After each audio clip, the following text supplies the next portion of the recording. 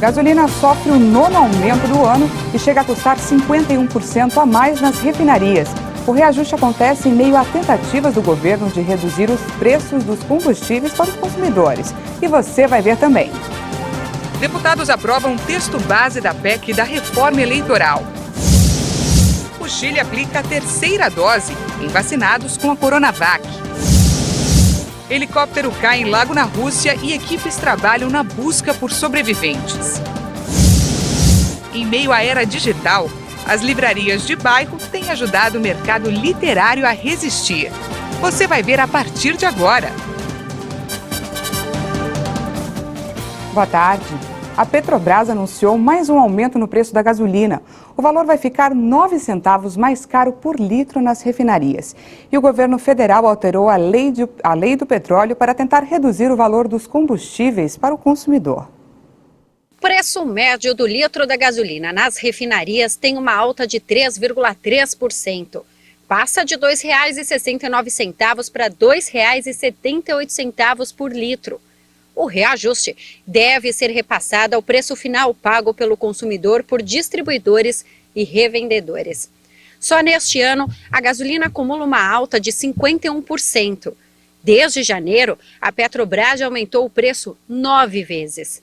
A Petrobras destacou que até a gasolina chegar ao consumidor, são acrescidos tributos federais e estaduais, custos para aquisição e mistura obrigatória de etanol anidro, além dos custos e margens das companhias distribuidoras e dos revendedores. E para tentar estimular a competição e ajudar a reduzir o preço dos combustíveis, o governo federal assinou uma medida provisória que altera a lei do petróleo.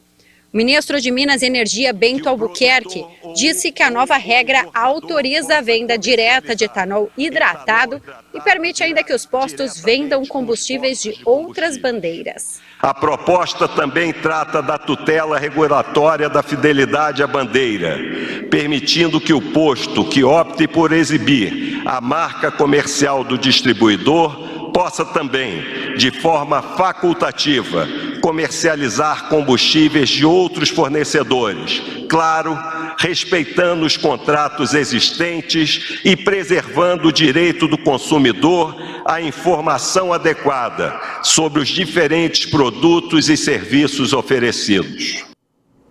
A Câmara dos Deputados aprovou o texto base da PEC de reforma eleitoral. Os parlamentares retiraram do texto a implantação do distritão, mas mantiveram o retorno das coligações nas eleições proporcionais. O texto principal da PEC da reforma política foi aprovado em primeiro turno por 339 votos a favor e 123 contra. Em sessão conturbada, os deputados mantiveram o retorno das coligações proporcionais. Os líderes de partidos também decidiram derrubar o distritão, em que os eleitos seriam os candidatos a deputado mais votados em cada estado, sem levar em conta o peso de cada legenda. Já as coligações, na prática, funcionam como um partido único e permitem que, ao votar em um candidato de determinada legenda, o eleitor conceda o seu voto à coligação inteira. E votar em um candidato não significa elegê-lo. Segundo o Tribunal Superior Eleitoral, no sistema de coligações, o voto dado a um candidato é primeiro considerado para o partido ao qual ele é filiado. O total de votos de um partido é que define quantas cadeiras ele vai ter direito. Definidas as cadeiras, os candidatos mais votados do partido são chamados a ocupá-las. Para que as mudanças sejam válidas já nas próximas eleições de 2022, a PEC deve ser aprovada em 2 turnos na Câmara e no Senado e virar emenda constitucional até o começo de outubro. E agora vamos falar de coronavírus. O Brasil ultrapassou a marca de 565 mil vítimas da Covid. O Ministério da Saúde registrou menos de 1.000 mortes em 24 horas. De um dia para o outro, o Brasil registrou mais 975 mortes por Covid-19. No total, são 565.748 brasileiros que perderam a vida para a doença. O país também confirmou 32.443 novos casos em 24 horas. Desde o início da pandemia, são mais de 20.245.000 infecções confirmadas. A média de mortes pelo coronavírus em 7 dias é de 877 vítimas diárias. É o 12º dia que o indicador fica abaixo de 1.000. Em comparação à média de 14 dias atrás, a variação foi de menos 16% e aponta a tendência de queda. A média diária de novos casos está em 31.222. É a menor desde 27 de novembro, quando foi a 31.133. Isso representa uma variação de menos 29% em relação aos casos registrados na média há 2 semanas, o que também indica queda. E agora, analisando a evolução da pandemia por regiões, 3 unidades da federação apresentam alta nas mortes: Ceará, Distrito Federal e Goiás. 9 estados estão em estabilidade e 15 estados registram queda: Acre, Alagoas, Bahia, Espírito Santo, Mato Grosso do Sul, Minas Gerais, Paraná, Piauí, Rio de Janeiro, Rio Grande do Norte, Rio Grande do Sul, Roraima, Santa Catarina, Sergipe e Tocantins. Mais da metade dos brasileiros já tomaram ao menos uma dose da vacina contra a Covid. O país aplicou mais de 158.422.000 doses de vacinas até agora. Em um só dia foram aplicadas mais de 2 milhões de doses. De acordo com o Ministério da Saúde e as secretarias estaduais de saúde, o número de brasileiros que tomaram a primeira dose já passou de 110.778.000. Isso equivale a 52,3% da população, enquanto mais de 47.644.000 pessoas tomaram a segunda dose. O resultado representa mais de 22,5% da população brasileira. E hoje a cidade de São Paulo vacina contra a Covid as pessoas com 23 anos e amanhã é a vez de quem tem 22 anos de idade. No fim de semana acontece na capital a virada da vacina. A ação vai contar com 14 pontos de vacinação drive-thru funcionando sem interrupção desde as 7 da manhã deste sábado até às 5 da tarde de domingo. A imunização contra a Covid será exclusivamente para jovens de 18 a 21 anos. O Senado aprovou um projeto que suspende a prova de vida no INSS até o final do ano. O procedimento chegou a ser interrompido por quase 15 meses por conta da pandemia. Agora a proposta segue para a sanção presidencial. O texto aprovado pelos senadores mantém a suspensão da prova de vida para os aposentados e pensionistas beneficiários do Instituto Nacional do Seguro Social até o dia 31 de dezembro de 2021. A medida havia sido suspensa em março de 2020 por conta da pandemia, mas voltou a ser obrigatória em junho deste ano. Quem não fizesse a prova poderia ter o benefício suspenso. A proposta de suspensão tinha sido aprovada pela Câmara dos Deputados em julho, mas voltou para o Senado porque sofreu modificações. De acordo com o relator, o senador Cajuru, do Podemos de Goiás, a suspensão é necessária para evitar a disseminação da Covid-19, uma vez que uma parcela restrita da população está completamente imunizada. A prova de vida do INSS é um procedimento anual e obrigatório e tem como objetivo evitar fraudes de pagamentos indevidos de benefícios. O Chile está aplicando a terceira dose da vacina contra a Covid em vacinados com a Coronavac. A dose de reforço é com o imunizante da AstraZeneca. A medida ocorre depois que estudos encontraram uma redução da eficácia do imunizante chinês em evitar os contágios e diante da circulação da variante Delta do coronavírus. As autoridades chilenas já conseguiram vacinar 82% da população-alvo, em sua grande maioria com a Coronavac. De acordo com estudos realizados no país, a eficácia dessa vacina para evitar casos assintomáticos diminuiu consistentemente de 68% em abril para 58% atualmente. No entanto, se manteve igual aos níveis de proteção contra a hospitalização, a internação em unidades de cuidados intensivos e a morte. Para vacinados com a Pfizer, também registrou uma queda na eficácia contra os contágios, enquanto manteve outros parâmetros de proteção, mas em menor medida. A ameaça da contagiosa variante Delta, que no Chile já circula de forma comunitária, também levou as autoridades a aplicarem a dose de reforço nas pessoas que receberam inicialmente um esquema completo da vacina Coronavac. Os talibãs conquistaram a cidade de Ghazni. Esta já é a 10ª capital provincial do Afeganistão sob o domínio dos extremistas. Um conselheiro provincial informou que os talibãs assumiram o controle de áreas chaves da cidade, como o gabinete do governador, a sede da polícia e a prisão. Os rebeldes também reivindicaram a tomada da localidade e a informação foi confirmada pelo Ministério do Interior. Ghazni é a capital provincial mais próxima de Cabul de todas as conquistadas pelos insurgentes desde o lançamento de sua ofensiva em maio e início da retirada das tropas estrangeiras do país. Os talibãs avançaram em um ritmo considerável nos últimos dias. Em uma semana, assumiram o controle de 10 das 34 capitais provinciais afegãs. 7 delas ficam no norte do país, uma região que conseguiu oferecer resistência ao grupo no passado. Os confrontos têm um custo terrível para a população civil. Em um mês, dezenas de pessoas morreram, incluindo crianças. De acordo com a ONU, desde o começo do ano, cerca de 359 mil pessoas fugiram de suas casas. Negociadores se reúnem há 2 dias no Catar com líderes talibãs, na tentativa de relançar um processo de paz com o governo afegão, mas não há avanço. Aos 85 anos, morreu hoje em São Paulo o ator Tarcísio Meira. Ele e a esposa, a atriz Glória Menezes, de 86 anos, foram internados no Hospital Albert Einstein no último dia 6, diagnosticados com Covid. O ator precisou ser entubado e a atriz apresentou sintomas leves e segue internada. O casal recebeu a segunda dose da vacina contra a Covid em março deste ano. Tarcísio e Glória eram casados há quase 60 anos e pais também do ator Tarcísio Filho. Tarcísio Meira atuou no teatro, cinema e em mais de 60 trabalhos na televisão brasileira. A seguir você confere: furacão perde força ao chegar no Caribe. E na Rússia, as buscas por sobreviventes do acidente de helicóptero continuam. Nós voltamos já.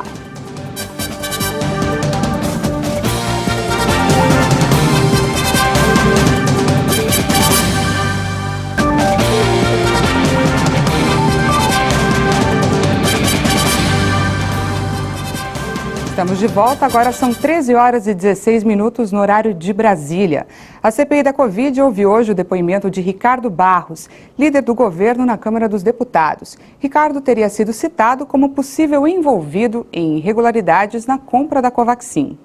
O deputado federal Ricardo Barros, atual líder do governo na Câmara, desmentiu no início de seu depoimento à CPI da Covid que tenha sido citado pelo presidente Jair Bolsonaro como responsável pela negociação das vacinas Covaxin. Segundo o deputado Luiz Miranda, que denunciou irregularidades no contrato, o presidente teria sugerido culpa do líder do governo. O presidente não afirmou que eu estava envolvido no caso Covaxin. Por favor, presidente, pela ordem. O presidente não afirmou. Presidente, pela ordem, presidente. Repita o vídeo. Presidente, pela ordem. O deputado Luiz Miranda não afirmou em nenhuma das suas entrevistas, nem no depoimento da Polícia Federal, que eu tivesse participação no caso Covaxin. Não afirmou. Mostre o vídeo. Mostre o vídeo do Luiz Miranda. Ricardo Barros disse também que é falsa a informação de que ele teria indicado o ex-diretor do Ministério da Saúde, Roberto Dias, e afirmou não ter qualquer ligação com a compra de vacina contra a Covid-19. A Anvisa autorizou o uso emergencial de um novo remédio para o tratamento da Covid. O uso é restrito apenas para hospitais. A Agência Nacional de Vigilância Sanitária aprovou o uso emergencial de mais um medicamento contra a Covid-19, o Regquirona, um anticorpo monoclonal. Esse medicamento auxilia na reprodução de anticorpos, que ajudam a combater doenças. Mas o uso do remédio não previne a infecção. Esse é o 4º medicamento aprovado pela Anvisa, um anticorpo monoclonal único que tem como alvo a proteína espicular do SARS-CoV-2. O tratamento é indicado para adultos que não necessitam de suplementação de oxigênio e para pessoas já contaminadas que apresentam casos leves e moderados. A medicação deve ser iniciada logo após o teste viral positivo para a Covid e dentro de 7 dias do início dos sintomas. O uso está restrito a hospitais em aplicação intravenosa, com dose única sob prescrição médica, e sua venda é proibida ao comércio. Ele não substitui as vacinas contra a Covid-19. Equipes buscam por sobreviventes após a queda de um helicóptero na Rússia. 8 pessoas estão desaparecidas. Um helicóptero que transportava 16 pessoas em uma viagem turística no extremo leste da Rússia caiu em um lago. 8 pessoas estão desaparecidas, incluindo a única criança que estava a bordo e o comandante do aparelho. O helicóptero Mi-8 pousou nas águas geladas do Lago Kuril, na península montanhosa de Kamchatka, com pouca visibilidade e afundou. A equipe da Reserva Natural de Kronotsk despachou barcos para o local do acidente e conseguiu salvar 8 pessoas, 2 com ferimentos graves. Tinha acabado de dormir porque não tinha visibilidade, só percebi que algo havia acontecido quando senti água no meu rosto. Depois de 5 minutos, os primeiros barcos chegaram. Acho que mais 5 minutos e provavelmente as pessoas teriam começado a se afogar. Era impossível ficar na água. Segundo o Ministério de Emergências, os destroços do helicóptero estão a uma profundidade de mais de 130 metros. Kamchatka é uma vasta península popular entre os turistas aventureiros por sua abundante vida selvagem, vulcões ativos e praias de areia escura. A tempestade Fred perdeu força no Caribe, mas o Centro Nacional de Furacões acredita que o fenômeno pode recobrar forças nesta madrugada. A tempestade Fred foi reduzida à depressão tropical em sua passagem pela ilha caribenha La Espanhola. A informação foi divulgada pelo Centro Nacional de Furacões, o NHC, dos Estados Unidos. O fenômeno está localizado a 85 quilômetros da cidade de Cabo Haitiano, no norte do Haiti, e se move com ventos máximos de 55 quilômetros por hora. O NHC emitiu um alerta de tempestade tropical para a costa da República Dominicana. Segundo a trajetória prevista, o olho da tempestade deve permanecer esta noite sobre La Espanhola. O NHC estima que o fenômeno deve recobrar sua força na noite de quinta para sexta-feira.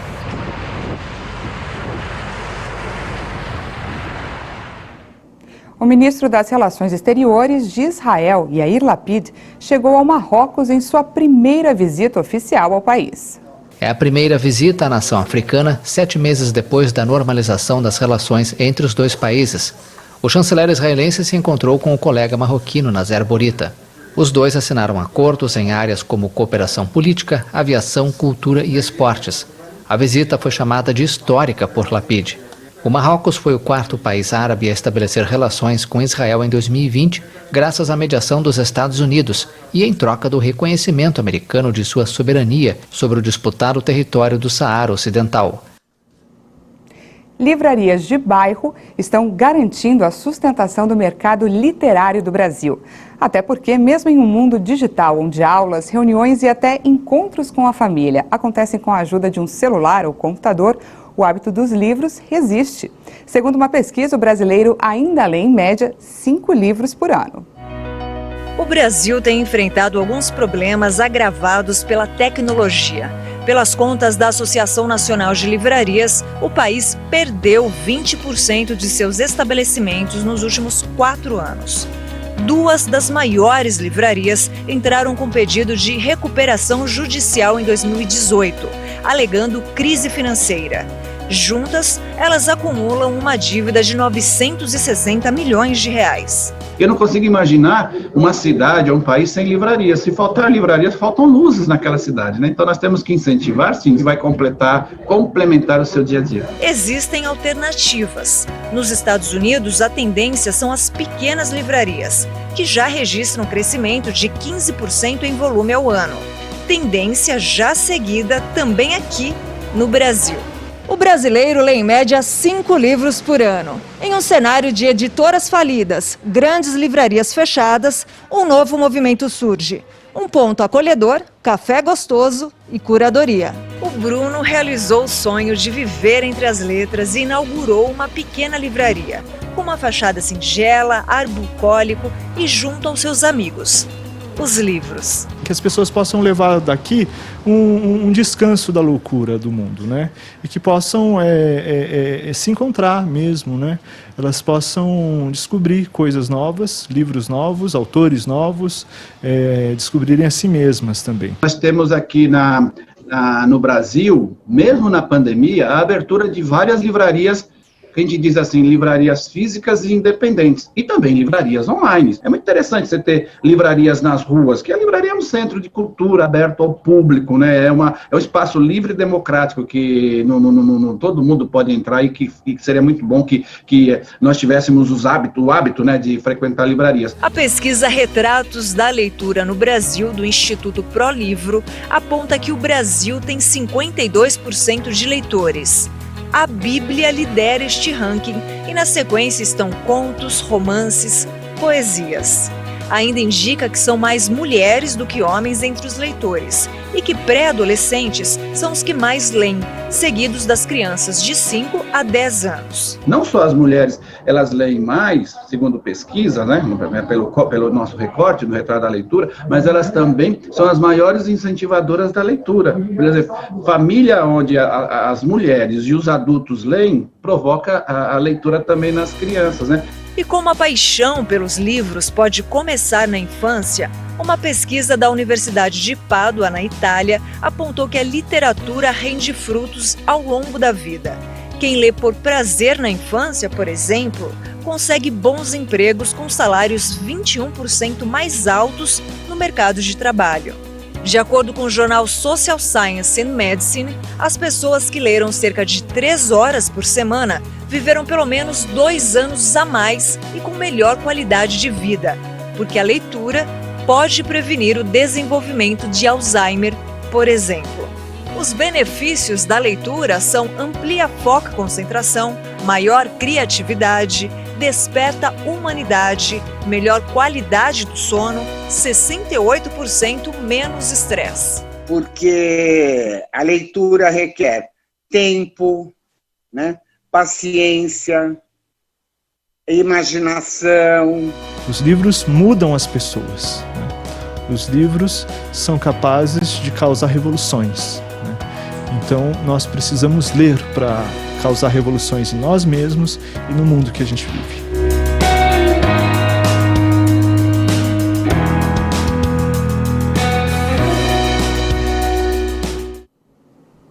E antes de encerrar, vamos falar um pouquinho de futebol. Pelas quartas de final da Libertadores da América, o Flamengo foi até o Paraguai e venceu o Olímpia por 4-1. As duas equipes voltam a se enfrentar na semana que vem no estádio Mané Garrincha, em Brasília. E com a vitória, o rubro-negro pode perder por até 3-0 o jogo da volta, que ainda assim ele vai ficar na semifinal. No outro jogo da noite, o Atlético Mineiro foi até a Argentina e venceu o River Plate por 1-0. As duas equipes voltam a se enfrentar semana que vem no estádio do Mineirão e com a vitória fora de casa, o Galo passa a jogar pelo empate. O River Plate precisa vencer o jogo por pelo menos 1-0 para forçar ali uma decisão por pênaltis. Essa edição fica por aqui, mas você pode conferir, rever as nossas reportagens no YouTube. Já tem outras informações com a Juliana Dariva. Uma boa tarde para você e até amanhã.